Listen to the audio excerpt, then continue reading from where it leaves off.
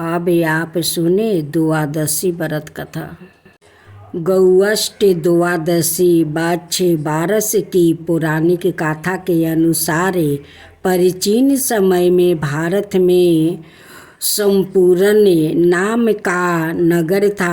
वहाँ देवदान नाम का राजा राज्य करता था। उसके पास एक गाय और एक भैंस थी। उनकी दो रानियां थी। एक का नाम सीता और दूसरी का नाम गीता था। सीता को भैंस से बड़ा ही लगाव था। वो उससे बहुत नरमा व्यवहार करती थी और उसे अपनी सखी के समान प्यार करती थी। राजा की दूसरी रानी गीता गाय से सखी सहेली के समान और बछड़े से पुत्रा समान प्यार और व्यवहार करती थी। यह देखकर भैंस ने एक दिन रानी सीता से कहा, गाय बछड़ा होने पर गीता रानी मुझसे ईर्ष्या करती है। इस पर सीता ने कहा, यदि ऐसी बात है तब मैं सब ठीक कर लूँगी। सीता ने उसी दिन गाय के बछड़े को हटाकर गेहूं की राशि में दबा दिया। इस घटना के बारे में किसी को कुछ भी पता नहीं चलता, किंतु जब राजा भोजन करने बैठा तभी मांस और रक्त की वर्षा होने लगी। महल में चारों ओर रक्त और मांस दिखाई देने लगा। राजा की भोजन की थाली में भी मल मूत्र आदि के बास आने लगी। यह सब देखकर राजा को बहुत चिंता हुई। उसी समय आकाशवाणी हुई, हे राजा, तेरी रानी ने गाय के बछड़े को काट कर गेहूं की राशि में दबा दिया है। इसी कारण यह सब हो रहा है। कल गौअष्ट द्वादशी है, इसलिए कल अपनी भैंस को नगर से बाहर निकाल दीजिए और गाय और बछड़े की पूजा करें। इस दिन आप गाय का दूध और कटे फलों का भोजन में त्याग करें।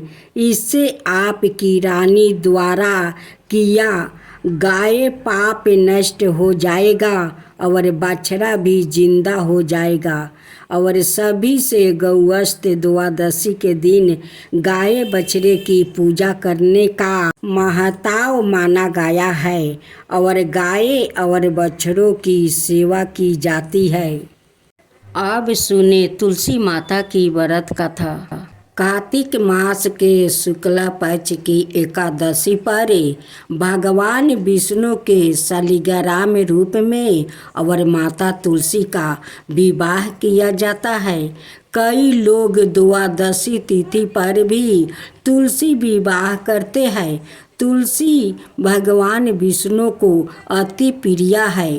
तुलसी के बिना भगवान विष्णु भोग स्वीकार नहीं करते हैं। तुलसी पूर्व जन्म में एक लड़की थी जिसका नाम बिंदा था, जिसका जन्म राक्षस कुल में हुआ था। राक्षस जलंधर समुद्र से उत्पन्न हुआ था। बिंदा बड़ी ही पतिव्रता स्त्री थी। सदा अपने पति की सेवा किया करती थी। एक बार देवताओं और दानवों में युद्ध हुआ। जब जलंधर युद्ध पर जाने लगे तो बिंदा ने कहा, स्वामी, आप युद्ध पर जा रहे हैं। आप जब तक युद्ध में रहेंगे मैं पूजा में बैठकर आपकी जीत के लिए अनुष्ठान करूंगी। जब तक आप नहीं लौट आते मैं अपना संकल्प नहीं छोड़ूंगी। जलंधर तो युद्ध में चला गया और बिंदा व्रत का संकल्प लेकर पूजा में बैठ गई। उसके व्रत के प्रभाव से देवता भी जलंधर को ना हरा सके। सारे देवता जब हारने लगे तो विष्णु जी के पास पहुँचे और सभी ने भगवान से प्रार्थना की। भगवान बोले, बिंदा मेरी परम भक्त है, मैं उसके छल नहीं कर सकता। इस पर देवता बोले कि भगवान दूसरा कोई उपाय हो तो बताइए, लेकिन हमारी मदद जरूर करें। इस पर भगवान विष्णु ने जलंधर का रूप धारण किया और बिंदा का महल में पहुंच गया। बिंदा ने जैसे ही अपने पति को देखा तो तुरंत पूजा में से उठ गई और उनके चरणों को छू लिया। इधर बिंदा का संकल्प टूट गया, उधर युद्ध में देवताओं ने जलंधर को मार दिया और उसका सिर काट कर अलग कर दिया। जलंधर का काटा हुआ सिर जब महल में आ गिरा तो बिंदा ने आश्चर्य से भगवान की ओर देखा, जिन्होंने जलंधर का रूप धारण कर रखा था। इस पर भगवान विष्णु अपने रूप में आ गए, पर कुछ बोल ना सके। बिंदा ने कृपित होकर भगवान को श्राप दे दिया कि वो पत्थर के हो जाए। इसके चलते भगवान तुरंत पत्थर के हो गया। सभी देवताओं में हाहाकार मच गया। देवताओं की प्रार्थना के बाद बिंदा ने अपना श्राप वापस ले लिया। इसके बाद वो अपने पति का सिर लेकर सती हो गई। उनकी राख से एक पौधा निकला। तब भगवान विष्णु जी ने उस पौधा का नाम तुलसी रखा और कहा कि मैं इस पत्थर रूप में भी रहूँगा, जिससे शालिग्राम के नाम से तुलसी जी के साथ ही पूजा जाएगा। इतना ही नहीं, उन्होंने कहा कि किसी भी शुभ कार्य में बिना तुलसी जी के भोग के पहले कुछ भी स्वीकार नहीं करूँगा। तभी से ही तुलसी जी की पूजा होने लगी। कार्तिक मास में तुलसी जी का विवाह शालिग्राम जी के साथ किया जाता है। साथ ही देव ठानी एकादशी के दिन इसे तुलसी विवाह के रूप में मनाया जाता है। का दिन विष्णु भगवान की व्रत कथा। विष्णु भगवान की जय हो, विष्णु भगवान की जय हो। एक बार धनपति ने अपने पति देव स्वामी से कहा, स्वामी आपका ध्यान किधर रहता है? इस और नहीं गाया कि हमारी पुत्री गुणवती अब विवाह योग हो गई है। अब समय आ गया है कि आप इसके लिए एक अच्छा सा वर ढूंढे। अपनी पत्नी की बात सुनकर देव स्वामी बोला, हाँ धनपति, तुमने ठीक कहा है। मेरा तो इस अवर ध्यान ही नहीं गया कि अब हमारी पुत्री युवा हो गई है। सचमुच मुझे इसके विवाह की चिंता करनी चाहिए।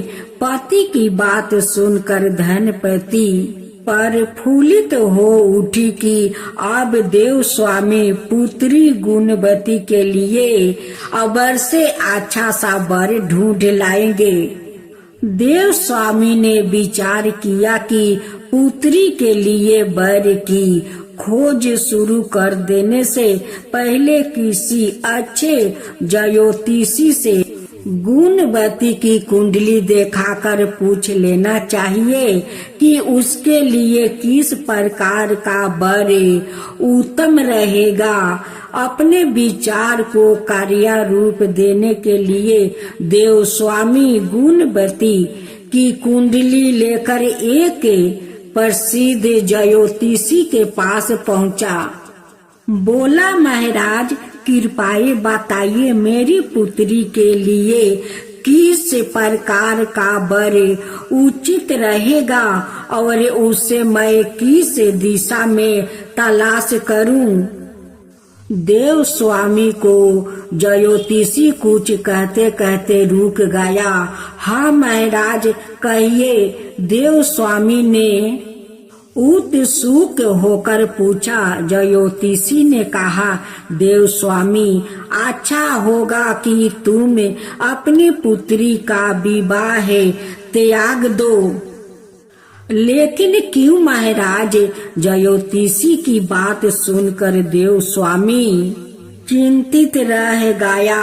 ज्योतिषी ने गंभीर स्वर में कहा, क्योंकि सतपदी होते होते तुम्हारी पुत्री विधवा हो जाएगी।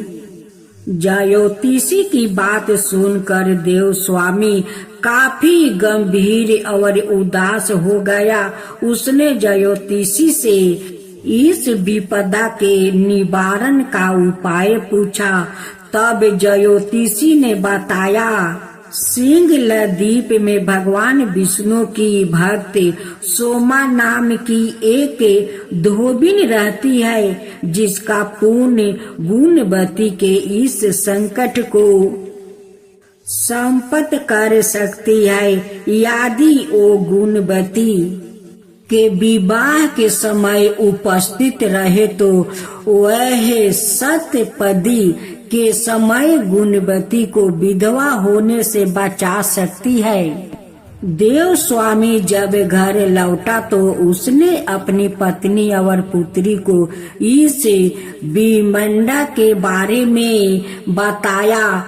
पिता की बात सुनकर गुणवती ने कहा, पिताजी, मैं सोमा के पास जाऊंगी और उसकी सेवा कर उसके पुण्य के प्रताप से अपना भविष्य सुधारूंगी। अनाथ वही सारा जीवन व्यतीत कर दूंगी। कोई और विकल्प ना देखकर देव स्वामी को भी अपनी प्रिय पुत्री का आग्रह स्वीकार करना पड़ा। उसने अपने सबसे छोटे पुत्री शील स्वामी को गुणवती के साथ भेज दिया। दोनों सिंहलद्वीप के लिए चल पड़े। समुन्दर तट पर पहुंचकर वो ठिठक गया। उन्हें समझ में नहीं आ रहा था कि कैसे समुन्दर पार करके सिंहलद्वीप पहुंच जाए। बड़ी देर तक भटकने के बाद थक हार कर वो दोनों एक बट वृक्ष के नीचे जा बैठे। वो दोनों अत्यंत भूखे प्यासे थे। वो दोनों जिस वृक्ष के नीचे बैठे थे उस वृक्ष के ऊपर एक गीदड़ का घोंसला था। गीदड़ अपने बच्चों के लिए भोजन की तलाश में गया था। बच्चे घोंसले में ही थे और गुणवती और शील स्वामी की दशा देखकर दुखी हो रहे थे। जैसे ही गीदड़ बच्चों के लिए भोजन लेकर लौटा, वैसे ही बच्चों ने उन दोनों भाई बहन के बारे में उसे बताया था। उनकी मदद करने का आग्रह किया।